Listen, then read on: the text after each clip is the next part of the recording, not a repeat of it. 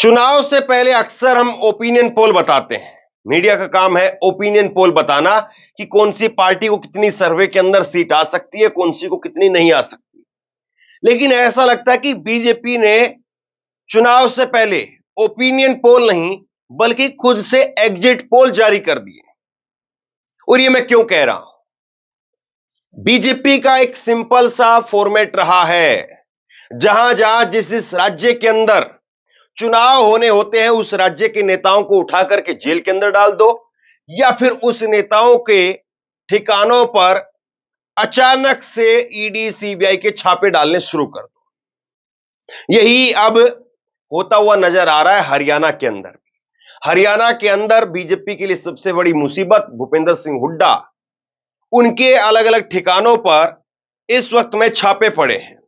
और बीजेपी के लिए अब बड़ी मुसीबत यह है कि बीजेपी भूपेंद्र सिंह हुड्डा को कंट्रोल नहीं कर पा रही, और जो चुनाव के समय पर जो ओपिनियन पोल आ रहे हैं और जिनमें बीजेपी फंसती हुई नजर आ रही है, ये बीजेपी के लिए बहुत बड़ी किरकिरी बन गई है।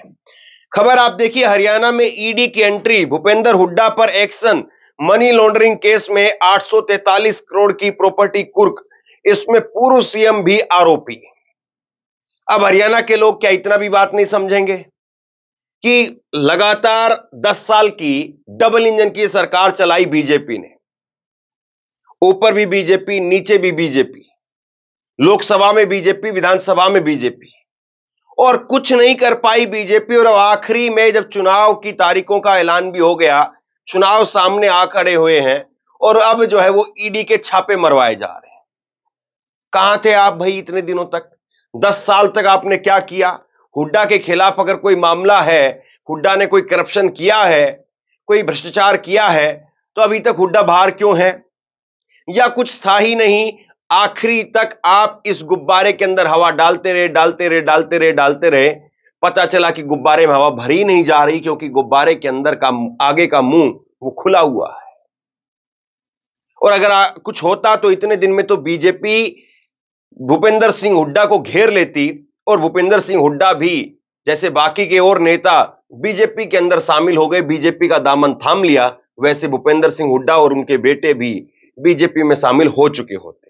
लेकिन खैर, मैं आपको यह खबर तो बताऊंगा ही, और इस खबर के साथ साथ आपको एक सर्वे भी निकल करके सामने आया है, और वो सर्वे करारी हार का, बीजेपी की करारी हार का अंदेशा साफ तौर पर दिखा रहा है। और ये सर्वे मैंने नहीं किया है, ये सर्वे किसी और जो है वो किसी संस्थान ने नहीं किया है, बल्कि ये सर्वे आज तक एबीपी न्यूज चैनल पर यह सर्वे चला है। और आप मान सकते हैं कि उन चैनलों पर भी जो पिछली बार बीजेपी को 83 सीट दे रहे थे, 90 में से 83 सीट दे रहे थे, वो भी अगर ये बता रहे हैं कि हवा का रुख बदला हुआ है और बीजेपी दूर दूर तक सत्ता की दौड़ में नहीं है, तो इसका मतलब यह है कि ईडी सीबीआई के जरिए सत्ता किसी न किसी तरीके से हथियाने की कोशिश चल रही है।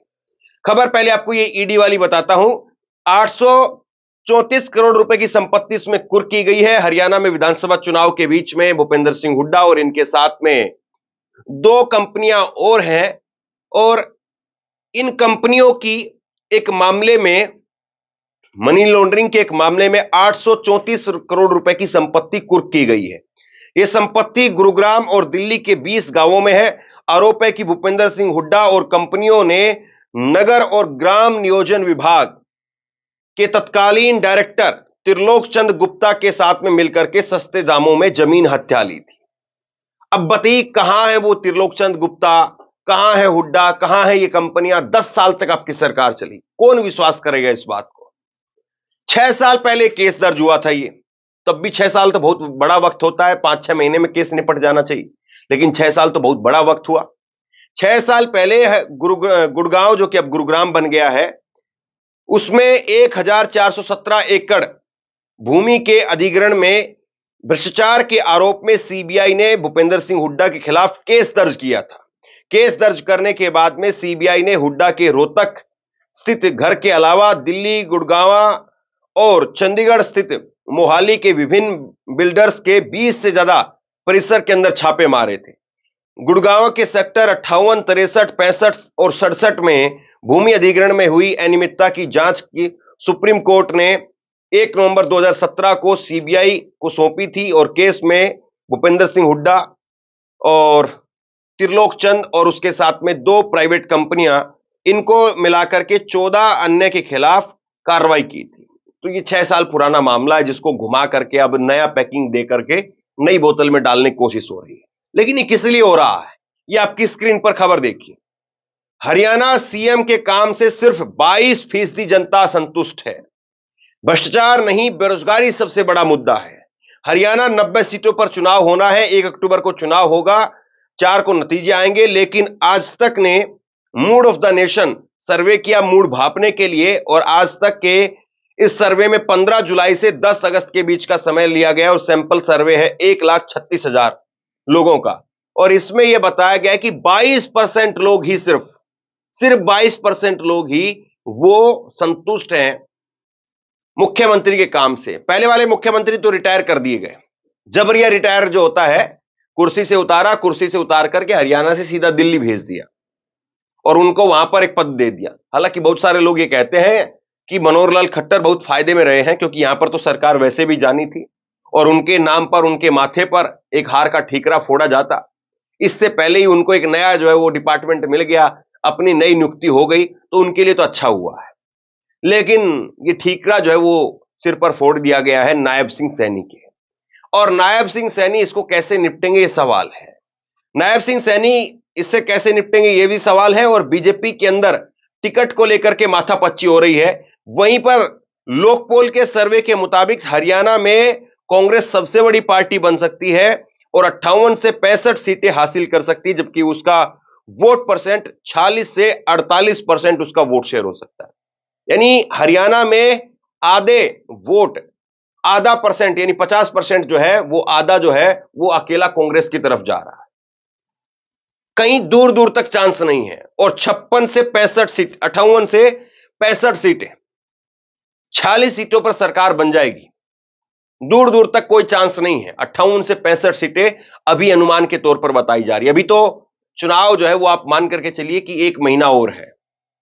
आज 30 तारीख है, आज से 1 महीना 1 दिन बाद में वोटिंग होगी, तो 1 महीने में तो और चुनावी रैलियां शुरू होंगी, बड़े नेताओं की रैली शुरू होगी, तो चुनाव और परवान चढ़ेगा। तो 58 से 65 सीटें मिलने का अनुमान दिखाई दे रहा है। और दूसरी तरफ बीजेपी की अगर बात करें तो ताजा सर्वे बताता है कि सिर्फ 20 से 29 सीटें वो हासिल कर सकती है, जिसमें 35 से 37% उसका वोट शेयर हो सकता है। यह बीजेपी के लिए जो है वो दुखद स्थिति यहां पर दिखाई दे रही है। और बीजेपी के लिए केवल एक समस्या नहीं है, बीजेपी के लिए समस्या एक और भी है। बीजेपी के लिए समस्या यह है कि बीजेपी जा रही है चुनाव के अंदर तारीख बदलवाने के लिए, और तारीख बदलवाने के लिए बीजेपी जा रही है, तो बीजेपी की तारीख बदली भी नहीं जाएगी। अभी तो यही दिखाई दे रहा है।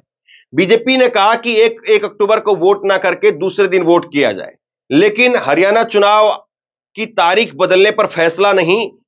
आयोग ने बीजेपी को झटका, आयोग का बीजेपी को झटका। पहले कांग्रेस समेत बाकी दलों से भी चर्चा होगी। तो ये जो है वो चर्चा अभी आयोग करेगा, चुनाव आयोग करेगा, और उसके बाद में शायद कुछ फैसला आए। लेकिन ये कहा जा रहा है अंदर खाने सूत्रों के हवाले से कि तारीखें नहीं बदली जाएंगी। तो बीजेपी ने यहां पर भी मुंह की खाई। दूसरी तरफ आप देखेंगे तो बीजेपी को छोड़ करके कांग्रेस में इस वक्त में सिर्फ कांग्रेस की चर्चा है। चाहे आप टिकट बंटवारे को लेकर के देखिए, चाहे आप सुरजेवाला को लेकर के देखिए, चाहे आप कुमारी सैलजा को लेकर के देखिए, या भूपेंद्र सिंह हुड्डा को लेकर के देखिए, गेंद तो कांग्रेस के ही पाले में है। और बहुत सारे लोग ये बताते हैं कि जो अलग अलग अखबारों में, अलग अलग टीवी चैनल पर चल रहा है कि हुड्डा और सैलजा की जो गुटबाजी है उससे पार्टी को नुकसान हो सकता है, कांग्रेस को उससे नुकसान हो सकता है। मुझे लगता है कि एक रणनीति का हिस्सा भी हो सकता है ये, क्योंकि हुड्डा जो है वो एक जाट नेता के तौर पर, जाट चेहरे के तौर पर भी हरियाणा में जाने जाते हैं। और भूपेंद्र सिंह हुड्डा, जाहिर सी बात है बीजेपी ने जाटों को हाशिए पर रखा, तो जाट जो है वो ये मान करके चल रहे हैं कि हुड्डा हमारा नेता तो आ ही रहा है।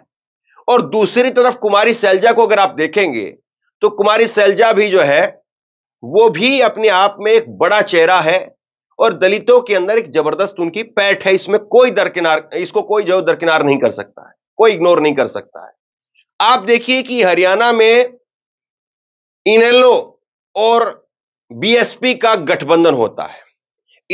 इनेलो जो है वो मुख्यतः मानी जाती है कि वो जाट वोटों की पार्टी है, या जाट जो है उसकी पहले वो उसके जो वोटर है वो जाट है।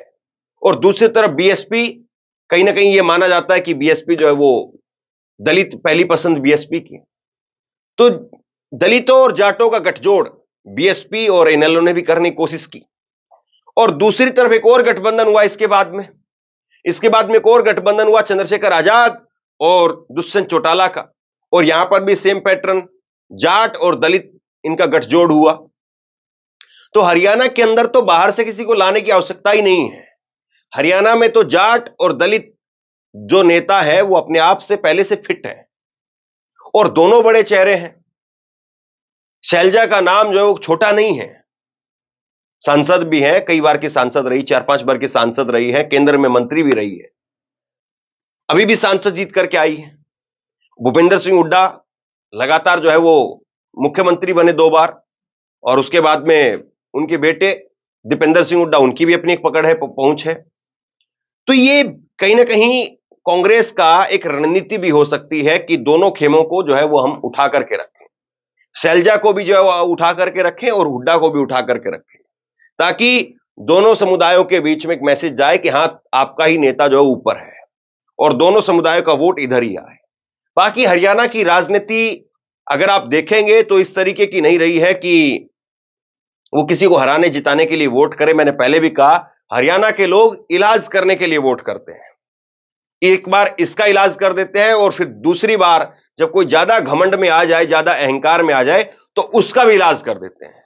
वो पिछलग्गू नहीं है किसी के, जिसके साथ खड़े हो गए तो खड़े हो गए, और जिसका इलाज करना ठान लिया तो ठान लिया। और ये इलाज आधा जो है वो लोकसभा चुनाव में हमने दिखा, 10 में से 5 सीटों पर इलाज हो गया। और अब की बार ये विधानसभा के अंदर ये कहा जा रहा है, एक नारा चल रहा है जमीन पर, कई लोगों ने मुझे बताया कि हरियाणा में लोकसभा में हाफ और विधानसभा में साफ। तो अब ये लोकसभा में हाफ और विधानसभा में साफ, ये नारा जो है बीजेपी इससे कैसे निपटेगी? तमाम सर्वे ये इशारा कर रहे हैं कि बीजेपी के सरकार के वापसी लौटने के दूर दूर तक चांस नहीं है। अभी तक कोई भी एक बड़ा सर्वे नहीं निकल करके सामने आया, चाहे आज तक चैनल हो, बीपी हो, ये सारे जिनको हम गोदी मीडिया कहते हैं, वो भी एक भी सर्वे पेश नहीं कर पाए जहां पर उनकी हार ये नहीं होकर के जीत हो रही हो। सभी चैनलों पर, सभी सर्वे में हार दिखी। अब ऐसे में ईडी वगैरह को भेज करके क्या बीजेपी कहीं से पकड़ बना पाएगी? और क्या हुड्डा के नाम पर अब बीजेपी डेंट लगा सकती है जब अब 10 साल की सरकार में रह चुके हैं? क्या हरियाणा के लोग इतना भी सवाल नहीं पूछेंगे? बाकी आप लोग क्या सोचते हैं नीचे कमेंट बॉक्स में जरूर बताइए। इस वीडियो को शेयर कीजिए, लोगों तक पहुंचाइए, और इसी तरह की तमाम खबरों के लिए ऑनलाइन न्यूज इंडिया को सब्सक्राइब कीजिए। आपका बहुत बहुत धन्यवाद।